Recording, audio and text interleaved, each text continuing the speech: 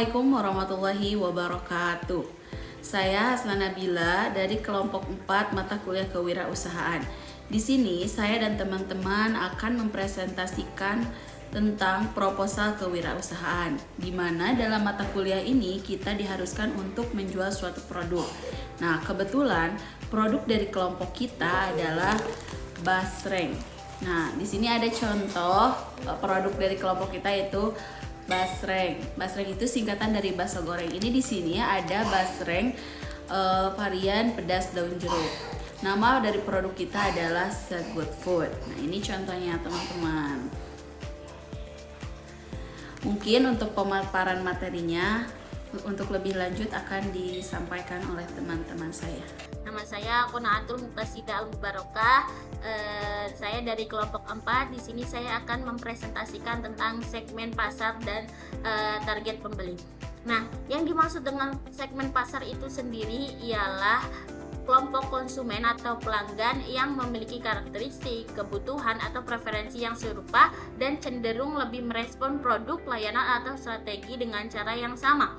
Nah, segmentasi pasar itu ialah proses membagi pasar dari yang lebih luas kepada ke segmen-segmen yang lebih kecil untuk dapat memahami kebutuhan pelanggan dengan lebih baik dan menawarkan solusi yang tepat. Nah, kemudian tujuan dari segmentasi pasar ini ialah untuk membantu perusahaan agar lebih memahami pelanggan lebih baik, kemudian meningkatkan efisiensi pemasaran, mengalokasikan sumber daya secara optimal, yang terakhir yaitu menciptakan produk atau layanan yang relevan. Nah, di sini segmentasi pemasaran ini memiliki kriteria sendiri, yaitu yang pertama secara demografis atau secara dilihat seperti usia, jenis kelamin, pendapatan, pekerjaan, dan pendidikan atau yang lain lagi. Nah, kemudian yaitu kriteria secara geografis. Nah, secara geografis ini melihat bagaimana lokasi, wilayah, kota, atau negara. Nah, yang terakhir yaitu psikografis. Nah, contohnya seperti gaya hidup, nilai, minat, dan kepribadian. Yang terakhir yaitu kriteria yang terakhir yaitu secara perilaku, kebiasaan belanja, loyalitas merek, atau pola penggunaan produk. Nah, di sini kami akan menjual produk bakso goreng atau dapat sering disebut dengan basreng. Nah, basreng ini ialah suatu cemilan yang sangat populer di Indonesia yang memiliki rasa gurih, pedas, dan renyah. Nah, kemudian untuk menentukan segmen pasar dan target pembeli, nah untuk jualan basreng itu sangat penting agar strategi pemasaran itu lebih efektif. Segmen pasar untuk basreng dapat dijelaskan sebagai berikut. Yang pertama, kriteria yang pertama itu menurut demografis, yaitu contohnya seperti usia. Nah, target untuk target pembeli untuk basreng ini yaitu sesuai dengan usia. Yang pertama, cenderung usia remaja hingga dewasa itu lebih menyukai cemilan-cemilan yang berrasa gurih dan pedas. Nah, contohnya yaitu remaja berusia 13 sampai 35 tahun. Nah, karena mereka biasanya menyukai cemilan-cemilan tersebut. Kemudian yaitu jenis kelamin. Untuk penyuka basreng ini netral, dapat perempuan atau laki-laki atau wanita. Nah, kemudian yaitu pendapatan. Nah, di sini juga kami melihat basreng ini dapat dibeli dengan pendapatan menengah ke bawah hingga menengah. Kemudian situ kriteria yang selanjutnya itu secara geografis. Nah, basreng ini dapat dijual di kota-kota atau daerah dengan populasi besar, khususnya di dekat sekolah, di dekat kampus, atau di dekat perkantoran.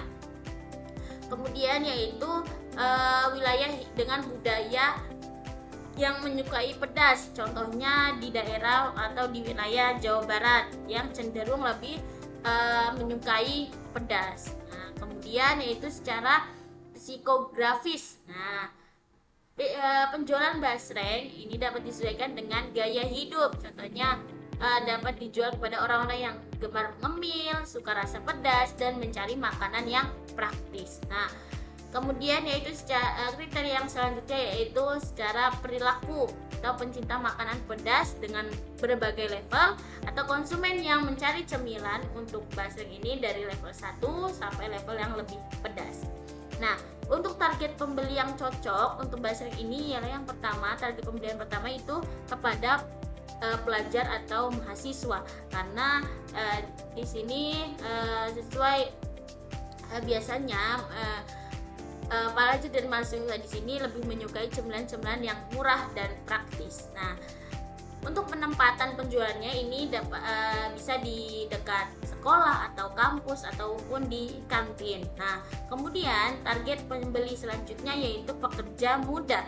Nah, mereka mencari cemilan itu untuk teman kerja dan kemudian atau istirahat untuk penempatan, dan untuk penempatan penjualannya itu dapat di sekitar perkantoran atau dapat melalui online delivery. Nah, kemudian target pembeli selanjutnya yaitu ibu rumah tangga. Nah, membeli basreng, ibu rumah tangga ini biasanya membeli basreng itu sebagai stok cemilan keluarga, dan kemudian penjualannya itu dapat di warung kelontong ataupun pasar tradisional. Nah, target yang terakhir yaitu orang-orang yang gemar memakan pedas. Nah, kami menargetkan ini karena mereka yang mencari sensasi rasa tertentu, misalnya basreng dengan level pedas yang bervariasi. Baik, di sini saya akan melanjutkan materi selanjutnya, yaitu mengenai problem atau masalah calon konsumen potensial. Jadi, calon konsumen pasti memiliki problem dan masalahnya masing-masing ya. Dan di sini kira-kiranya ada beberapa, yaitu yang pertama, kurangnya cemilan praktis. Nah, itu sangat sudah jelas ya, di zaman sekarang ini semuanya ingin serba instan dan praktis. Jadi, kurangnya cemilan praktis ini dapat menyebabkan banyak konsumen mencari makanan ringan yang mudah dimakan di mana saja. Jadi, semua kalangan dari anak-anak, remaja sampai dewasa itu ya hampir menyukai makanan ini gitu. Ini bisa dimakan kapan saja dan dengan apa saja. Bisa dengan nasi, bisa dengan mie, juga bisa ketika kita nongkrong, santai, bekerja atau belajar. Itu sangat bisa sekali ya. Nama saya Yai Wahidah. Di sini saya akan melanjutkan pembahasan ada target pasar. Target pasarnya kami menargetkan itu untuk rentang usia 16 atau 35 tahun, fokus pada pelajar, mahasiswa dan orang dewasa muda. Bisa dikonsumsi oleh siswa SD juga bisa, SMA, SMP sederajat. Kemudian itu strategi pemasaran. Nah, strategi pemasaran yang akan kami lakukan itu ada dua cara. Yang itu pertama strategi pemasaran offline, yang mana kita akan berdistribusi di sekolah manapun, kampus manapun, dan lokasi strategis lainnya. Kemudian yang kedua ada strategi pemasaran secara online. Maka itu kami akan mempromosikan produk kita di media sosial, di Instagram, lewat Facebook, WhatsApp, ataupun itu yang berbau konten atau TikTok. Membuat konten menarik untuk menarik perhatian pelanggan sehingga pelanggan tertarik dengan produk yang akan kita jualkan. Kemudian yang keempat ada sistem usaha. Sistem usaha di sini ada kami melakukan kegiatan offline, yaitu penjualan melalui outlet. Kemudian yang kedua ada online, penjualan melalui Facebook, Instagram, GrabFood, atau juga di Shopee juga kami menyediakan. Tuh, Shopee, TikTok, WA kami menyediakan. Kemudian yang kelima ada sistem pembagian hasilnya. Bagian ini kami mencari pemodal sekalian rekan kerja, sistem patungan modal 50%, estimasi sekitar 300-400 ribuan untuk total kesemuanya. Kemudian pembagian keuntungannya yaitu profit sharing dari laba bersih bulanan. Itu sih yang mungkin nanti akan kita lakukan ketika kita melakukan atau menjual produk yang kita buat sendiri. Jadi kesimpulannya bisnis ini yaitu memiliki potensi besar karena produk basreng ini memang pada saat ini lagi sedang digemari, lagi sedang marak-maraknya oleh target pasar strategi pemasaran yang terintegrasi melalui offline dan online. Kami mengundang Anda untuk bergabung dan sukses bersama Basreng Mantap. Jangan lupa nanti dibeli dan terus saksikan saja nanti video atau konten-konten selanjutnya yang akan kita tampilkan. Sekian materi dari kelompok kami. Mohon maaf apabila banyak kesalahan dan kekurangan. Wassalamualaikum warahmatullahi wabarakatuh.